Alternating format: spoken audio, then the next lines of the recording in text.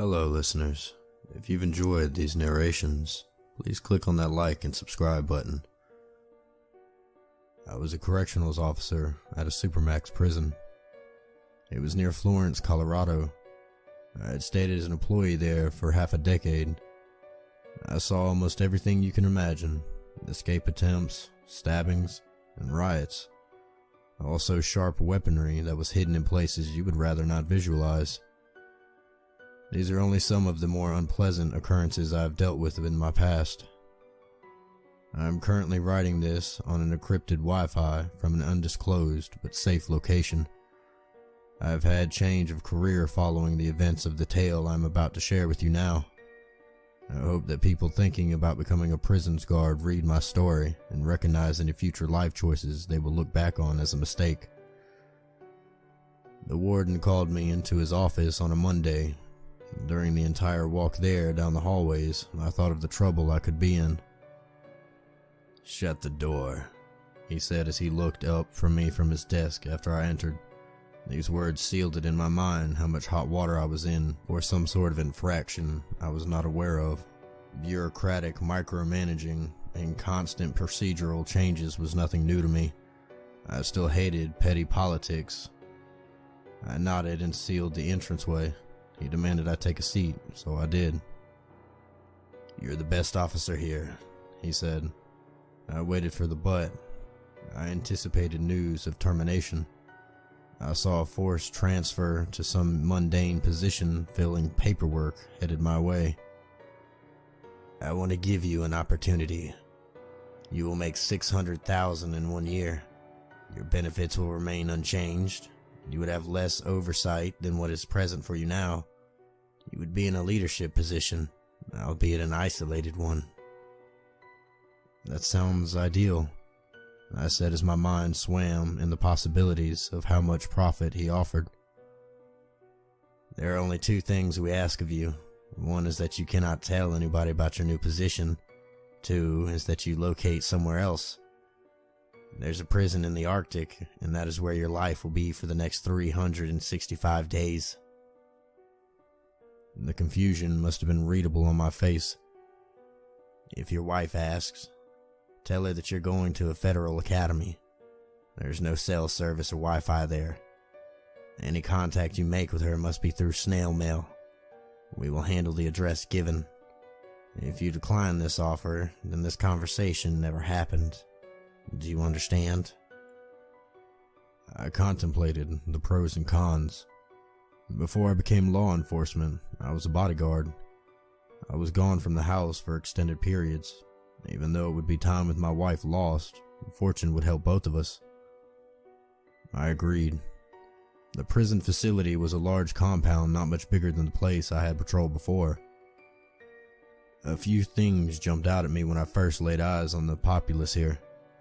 They all had wounds on their faces and they spoke strange guttural language I was unfamiliar with.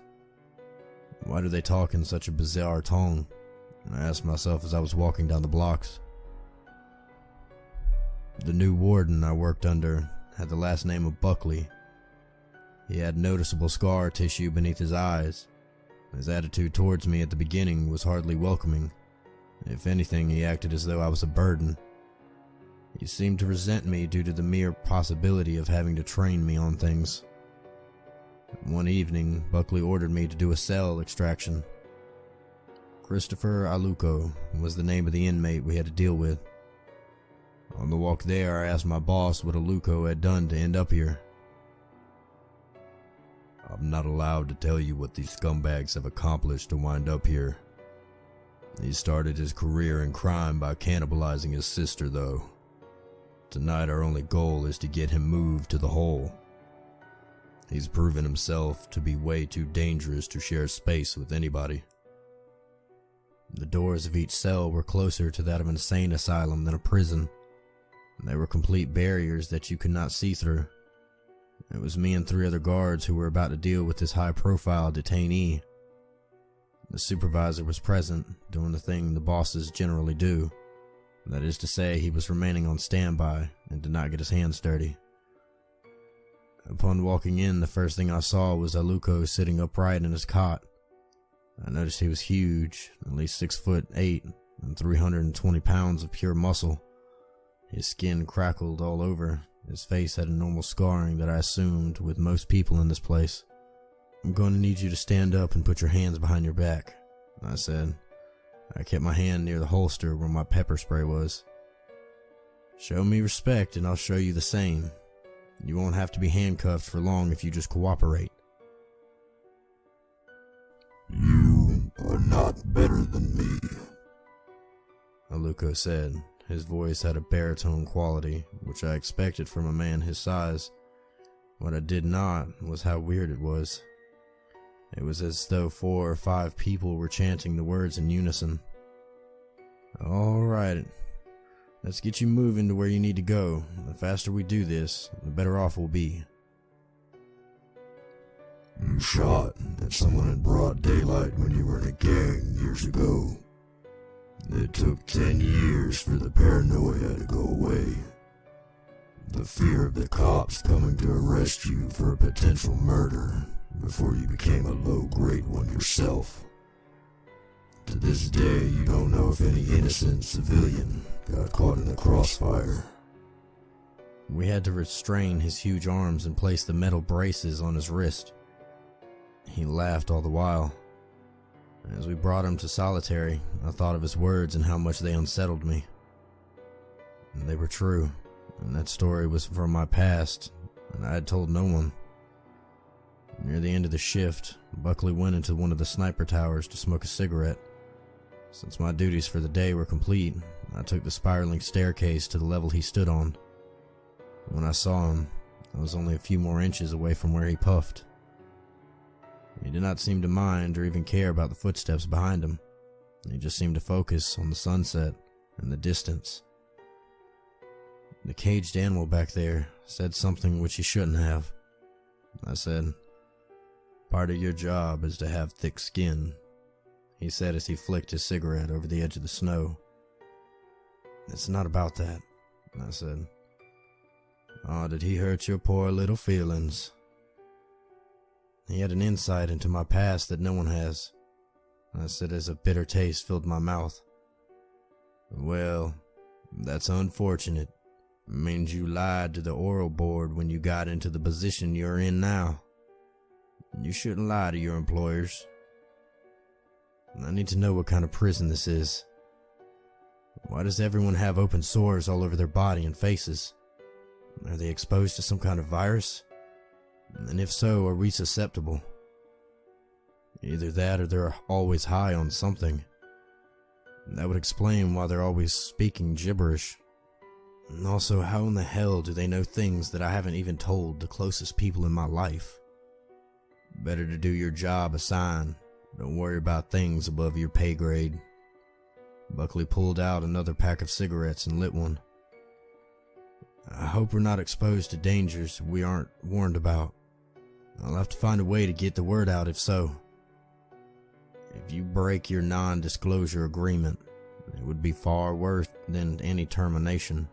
Your wife back home, the one with the dark curly hair and nice curves, I'd hate to see the impact of your decisions on her."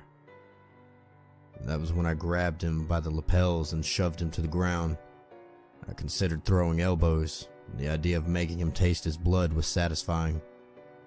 And I did not want to be incarcerated in this den of misery, though. Buckley just started laughing. What he did next took me by complete surprise. He patted me on the back with his free hand instead of trying to defend himself or resist. "All right, now you've proven your point. Now get off of me. I don't want to give the signal to one of my buddies in the next tower. He has a modded Remington 700 pointed at you. I respect you for your bravery. Most people wouldn't be willing to do what you've done to me, especially someone beneath me in rank. I'll tell you what, I'll shed a little bit of light on what kind of place this is for you. And if I ever find out you told anyone, you'll wish I killed you right here." I felt the adrenaline start to wear off. As my energy lowered, I nodded, thereby giving tacit agreement to his new offer. I looked to my left and saw the sniper he was referring to. It occurred to me that if he wanted to take action against me, he could have had executed right there. Buckley waved at me to follow him as we headed our way down the steps. He escorted me through the yard, ice encased the weight sets and pull-up bars. We followed the chain-link fence to another facility that had a coded key access. After we put in the correct digits, he swung the door open. We made our way down a hallway that did not seem modern. There was lit torches on the walls. The flooring was pallated cobblestone. He brought me into another room, which was the size of an auditorium. A man stood there. He wore all black clothing with a white collar, and it took me a while to recognize him as a priest. I saw rows of long tables, ones fit for a king in an ancient era. Crucifix, rosaries, chalices of water, and stacks of dusty books lined every corner. I skimmed some of the titles and saw that a few of them were in different languages. "Father Lamora," Buckley said as he stood at the man in cloth. "What are you doing down here?" The priest pointed to his left. When I shifted my eyes in that direction, I did not immediately notice the presence of a fourth person in the room. This one was one of the inmates tied down. As soon as we focused our collective attention on him, the man came to life. He started struggling against his restraints. A red tinged substance poured from his mouth like foam from a rabid dog. "I have almost driven the evil entity out," the priest said. Buckley turned to me. "What's going on here?"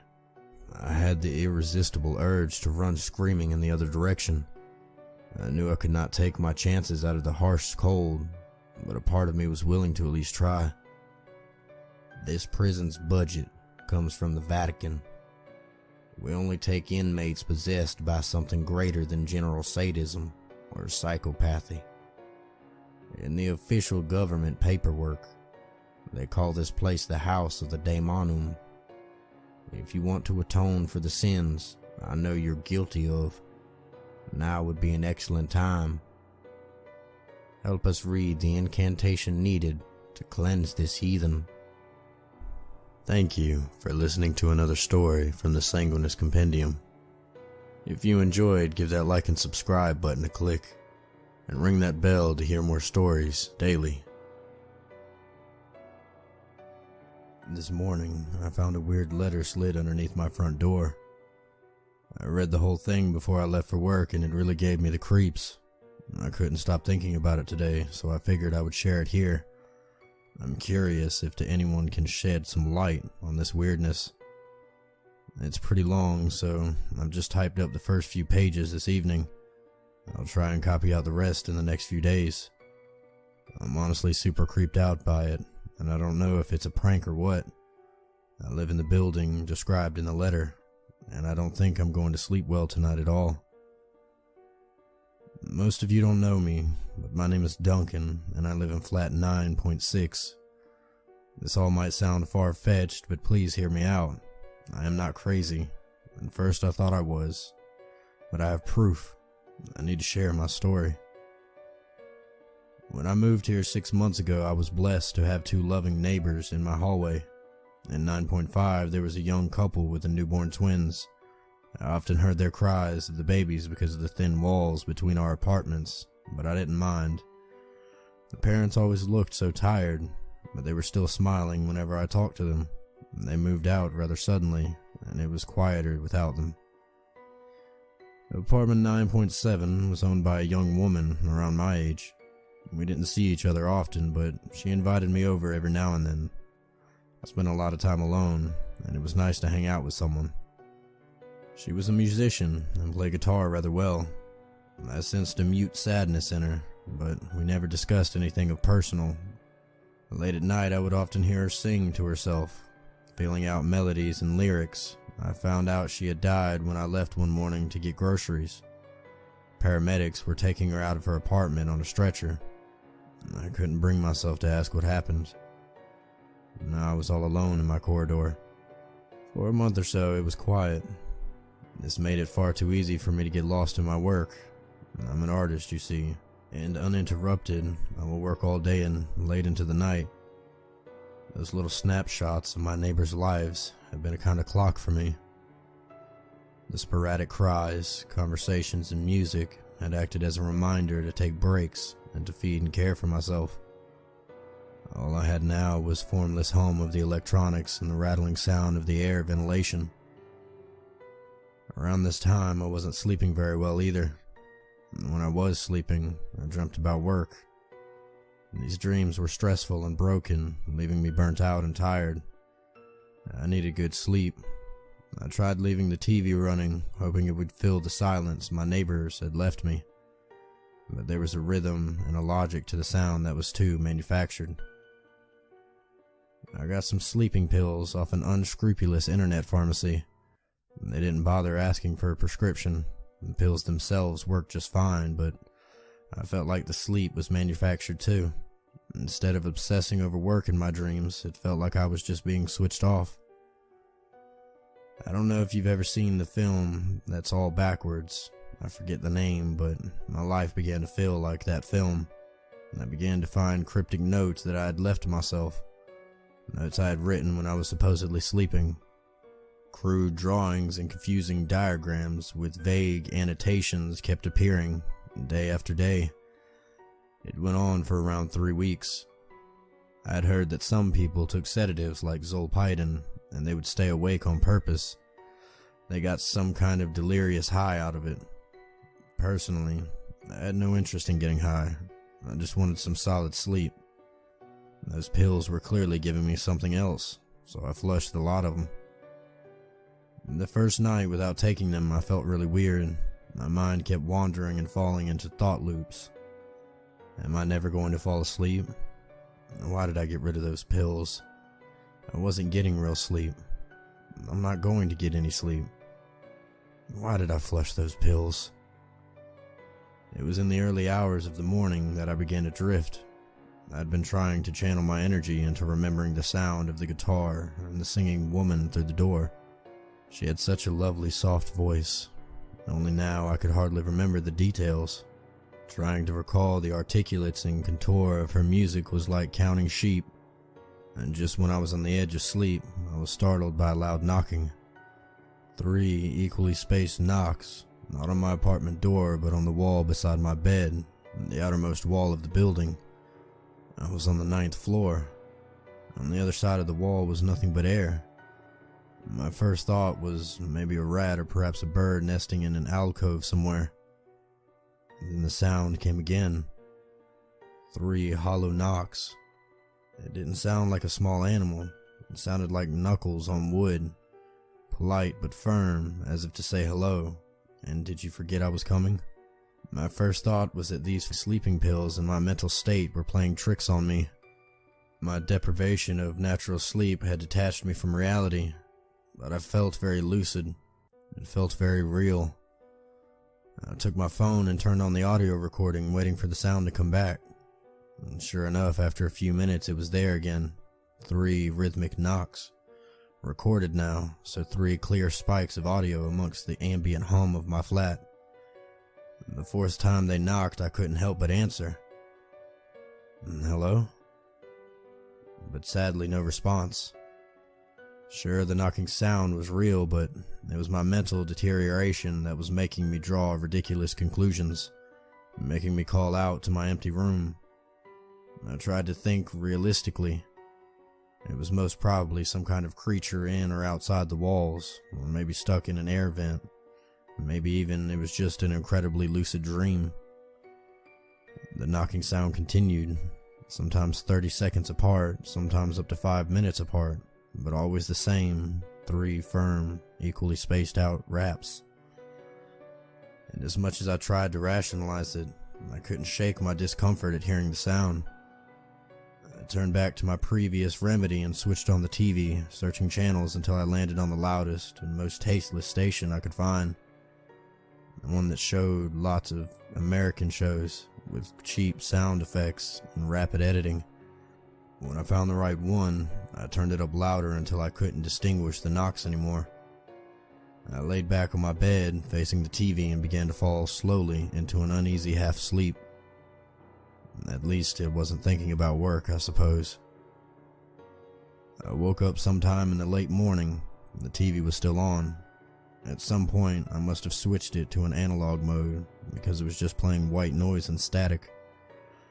I turned it off. All the stuff with the TV, at least, was real. I opened up the app on my phone and saw that I had never stopped the recording. It was 9 hours long. Zooming in on the start of the audio, I could see clear as day 3 distinct peaks of audio. Scrubbing through, I saw the knocks repeated intermediately for about 3/4 of an hour until the waveforms turned into a solid brick of sound.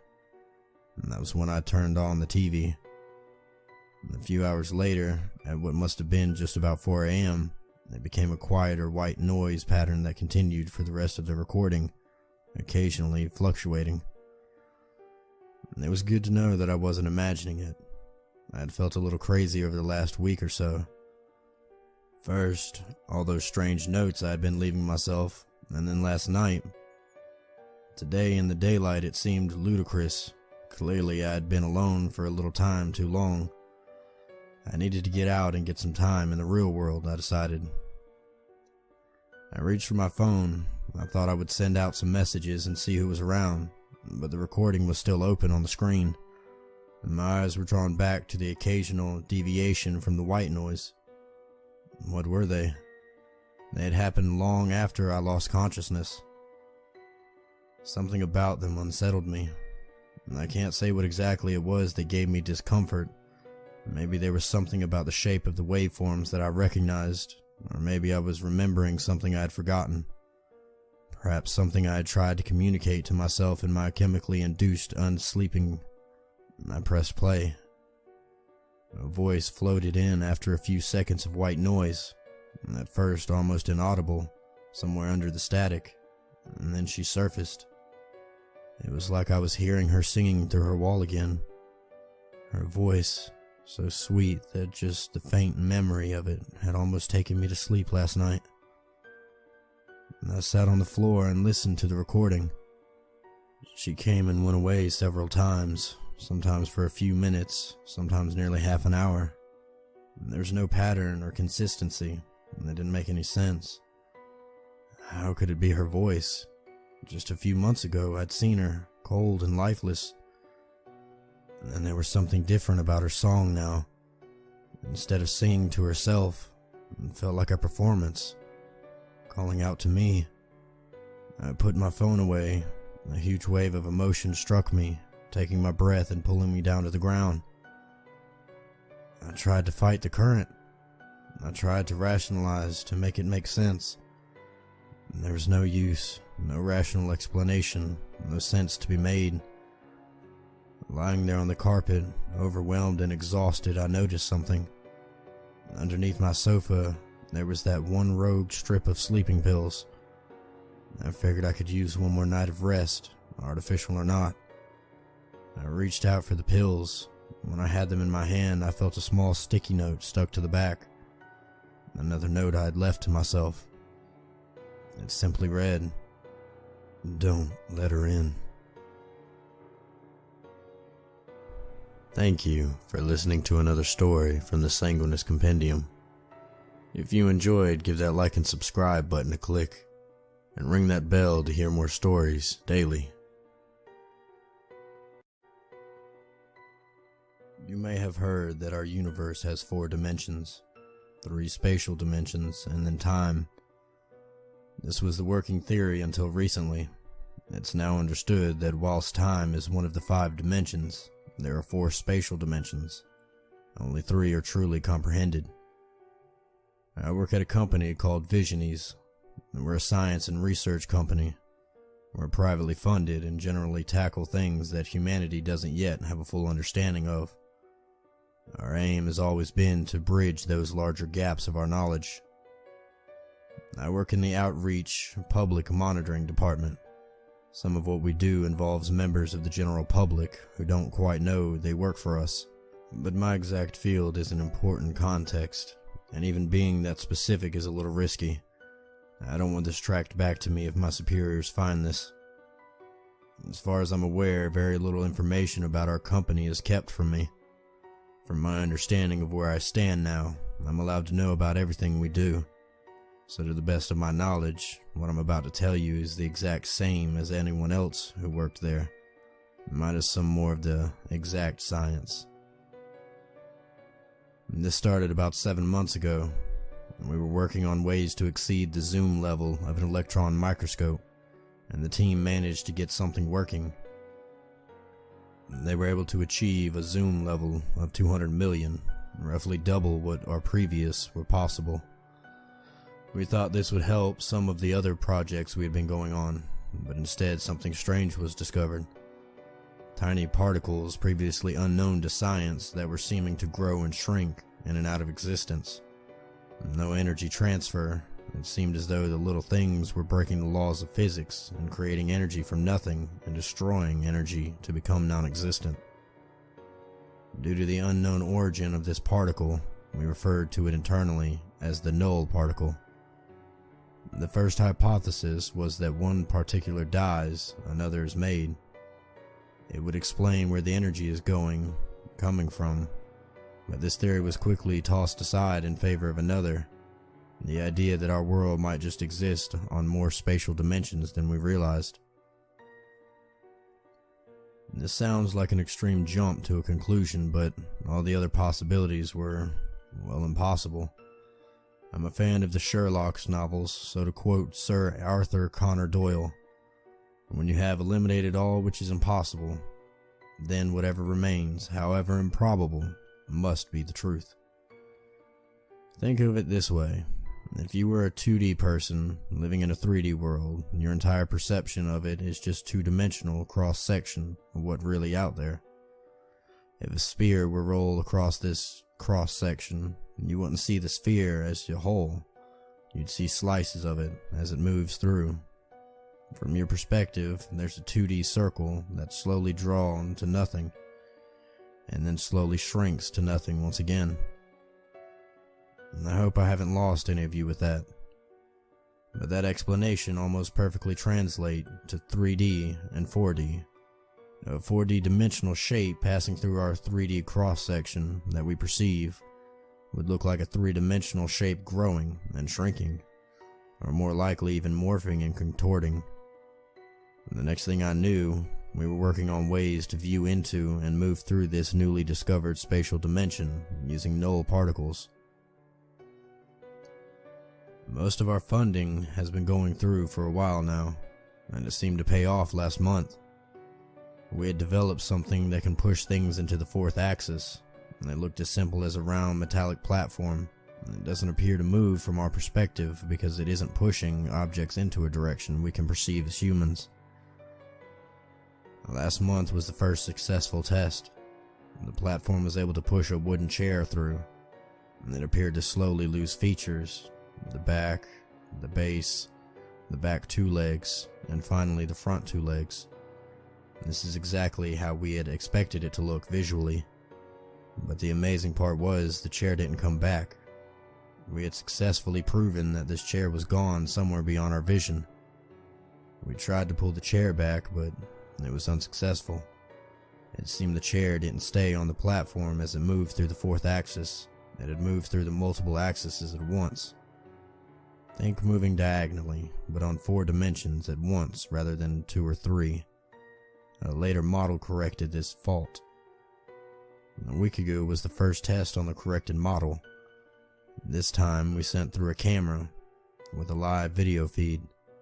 What we saw is almost beyond description and petrified every one of us in that room to our core. None of us wanted the company to continue with this project, but we all know something has to be done. You see, everything outside of our 3D field of vision we call beyond perception. We call it that for obvious reasons. We all exist on this single 3D cross-section. Anything past that is beyond our perception since the dawn of everything. So, beyond perception has become what we call everything that lays along the fourth axis of our universe. We push the camera in slowly, and we have to be careful objects are pushed and not rotated along. Rotating causes insides, outsides to behave in extremely hard to predict ways. Essentially, anything inside the object can quickly spill out, as only the outside moves along through its beyond perception, leaving the insides here. And this would, of course, break the camera, so we had to be very gentle. And the first thing we noticed on the screen were holes beginning to develop in the floor, walls morphing and objects seeming to shrink. And this is all expected. If nothing changed, we'd actually be more concerned, as it would mean our world stretches into infinity. What we're seeing in this change is exactly what I spoke about earlier. This sphere moving through a 2 cross section, except now the cross section is moving through the sphere instead. What we were not expecting was sentient life. As the world morphed into the screen and we watched our skin seem to disappear into nothing, something was growing. The cross section was moving over objects that don't intersect with where we exist at all. Except this wasn't an object. As the creature grew to full size, we stopped the machine pushing the camera. We got a good look at this thing, and it was gray and tall. Very tall. It was almost humanoid, but the proportions were off. It didn't seem to have eyes at first, and it seemed to only have one arm, but 2 legs. And that's when an arm appeared to grow out of it. And we checked, and the machine was definitely off. And this could only mean one thing. These creatures were able to move and look across the 4th axis, something that we humans and no other known animal can do. But then, to confirm our suspicion, the head grew ever so slightly, as eyes began to form on its face. And this is the equivalent of a 4D object turning to face us. And we stood staring at the creature, nobody saying a word. The creature vanished and reappeared closer to the camera. This meant it had used the 4th axis to hide from us as it moved. Whether that makes the creature intelligent or was just a fluke in its walking pattern, we don't know. But we do know that it knew something was off, as the next thing it did was pick up the camera. And this must have caused the camera to rotate slightly on the 4th axis, as we immediately lost signal. We've not broken any new research or discovered more in the past week. We don't know how long these things have lived alongside us on Earth, but we now know they could always see us. Like us watching 2D characters on a TV, they could always see us in our 3D space, and we just can't see out. Our contact wasn't long enough to know how malicious they are, but we don't really want to find out either. Lots of people around the office are saying that this could explain why people disappear without a trace. Of course, that's just speculation, but what they're saying has a lot of truth to it. Any of these creatures could grab anyone at any moment and pull them through into the beyond perception. There's nothing to stop them. Nobody on the team has gone missing, so there's that. It's about the only thing giving me any emotion besides dread right now. Knowing that they aren't actively coming for us. At least not yet. We want to send a human through to make first contact, but we can't imagine anyone could be willing. Plus, if anybody accidentally rotated instead of simply being pushed through, it would basically mean all of their organs would spill out of them, as their insides and outsides swapped places. Earth is so much bigger than we thought it was, in a direction that wasn't even thought to exist a year ago. But they've known forever. They've been living it forever. Who is to even say that humans are the dominant species? We only know what's happening here, in our cross-section. For now, we can only hope that they don't choose to come from beyond perception. Thank you for listening to another story from the Sanguinis Compendium. If you enjoyed, give that like and subscribe button a click, and ring that bell to hear more stories daily. Daddy said he could talk to the devil, and he liked to drill and drink his nights away. Mama used to say that he was the whitest Hispanic she'd ever known, but I'd never met a white man who could talk to the devil. Dad offered to show me, only once, while we laid cramped and side by side on the sofa. I held a small teddy bear dressed like a pirate to my chest, the one he gave Mama on Valentine's Day. And when he prodded me with his cigarette, endearing in the same way that it was endearing when he hit me in passing, and insisted it was because he loved me, and endearing in the way that I believed him, and still do. I rolled off the couch and laid on top of it, and it spoke. "Arg, I'm gonna get your booty," it said, and we both laughed, but at the time I didn't understand, just like I hadn't understood when Daddy asked Mama for a BJ in public and insisted it was ice cream when I asked him about it later. I believed this one for several years, even after the kids on the school bus offered to tell me what it really meant if I really wanted to know. This offer I had declined, but when my father stepped over me and locked himself in the hall closet and told me to wait, I couldn't resist. There was only rustling in the beginning, but then there was a loud mumbling like thunder, like if you could imagine the start of a stampede, the way it grows because one creature sees another one running and joins in, because of group thinking, or maybe even primal fear, or FOMA. It was a frenzied rush, a headlong flight. That's what it sounded like. Funny thing is, the devil sounded a lot like my dad, but he said that was because the devil was inside him, that he was within him, and if I wanted to talk to him, he could show me. "Just come in. I remember him saying. He won't hurt you, Mija. I promise." He tried pulling me into the closet by my arms, but I found the strength in a dip in the carpet so I could shove my sandals into it so he couldn't.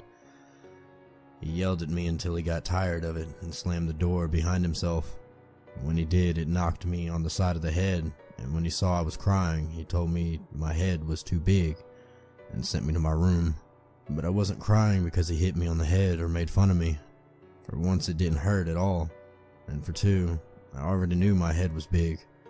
So big, in fact, that Mama had to get a C-section because I would have killed her if she tried to rid herself of me any other way. That wasn't news to me. It was no insult either. I was crying because I saw the devil standing over my daddy's shoulder, and they looked just the same. My parents raised me to always be polite, even to strangers, and I was sure that included the devil. Instead of sleeping, I waited until they began to snore and crept out of bed and slipped a note under the closet door apologizing for my rudeness. Part of me did this to clear my conscience, but mostly I just wanted to see if the devil was still there. A few moments passed and I took a breath of relief. Just as I made up my mind to return to bed, however, I heard a crinkling, and the piece of paper was shoved underneath the door. Aside from trembling, I couldn't move an inch, but I somehow managed to unravel the paper without tearing it. When I opened it, the words I'd written had been replaced by the thin, scrawling letters of the devil.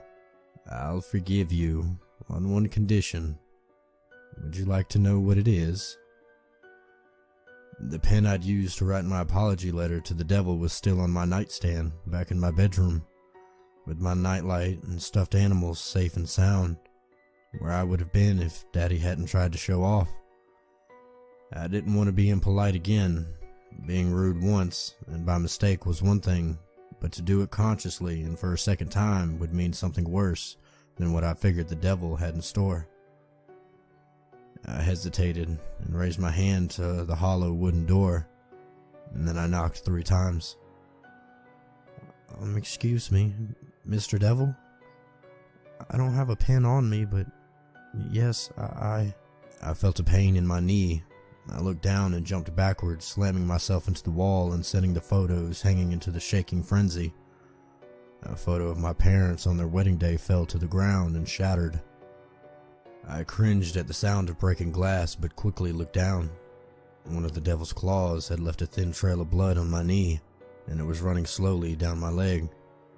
I wiped it away just as Daddy came around the corner, rubbing his eyes. "What the hell are you doing, Isabella?" It couldn't have been past midnight, but he worked early almost every morning and sounded groggy and exhausted. In all my years of finding silly excuses and crafting lies to get by, I'd never been stumped. I didn't want Daddy to know I'd gone and tried to talk to the devil without him, but how was I supposed to lie myself out of this? I figured I'd have to be honest. "I was talking to the devil," I said. "The devil?" "Yes, sir." Daddy and I played hot potato with our eyes before he threw his hands up and asked if I was stupid. He told me to get to bed, and I scrambled away quickly, the paper in hand. I pulled my quilt over my head and fell asleep. When I woke up, the letter was gone, but standing in the far corner was the devil. He, maybe she, since she had my face, was massive, watching me in a hunched position so her horns didn't go through the ceiling. Her eyes looked like mine, but unnatural, out of place on the mass of hair and patches. Red skin, that was her face. She waved at me and smiled grossly. "Hello, Isabella," she said in a distorted version of my voice. She followed me to school that first day, and she slept standing in the corner that night, her eyes never closing. I don't think she was watching me, though. Never once did I feel scared. Well, at least not until a week or two into the whole ordeal, when she asked me to share a bed. "Why?" I asked. I felt a mingled mess of horror and disgust, a lot of things. "I'm cold." The pity increased. I shifted beneath the covers and then scooted all the way to one side, making room for the devil. She crawled in next to me. She was ice cold and slimy. Her skin was both dry and moist, like it had been condensation. "This is so much better, don't you think so?" I didn't move. I turned over so I was facing away from her and fell asleep. We had gotten closer over time. The other kids all but stopped talking to me, not that they did much before the devil came along. So she sat with me at lunch. She sends kids falling off of swing sets when they won't let me have a turn. She sends a pile of tests on fire when I know I've been done poorly. I think we made a good team. And it is like this that the devil and I got acquainted. She likes sunsets. She loves summer. I bring her leftover food after dinner and feed her like a dog. She tells me secrets, things I shouldn't know, like the way Daddy will die in just a few months, and that Mama hasn't been so loyal as she likes to seem, and that these two things are related, but I can never confess it to anyone. The devil told me the bad things in the world aren't the things she thought of. They're things from heaven that went all wrong, like mutations, and I'm one of them. So are you. She told me that she may have to go away soon. Something about a big bloody moon and a gigantic many-legged creatures that will eat all of us up soon. But before she leaves, she said she'd leave me with one piece of information. Listen for the sounds of trumpets. Thank you for listening to another story from the Sanguinis Compendium. If you enjoyed, give that like and subscribe button a click, and ring that bell to hear more stories daily.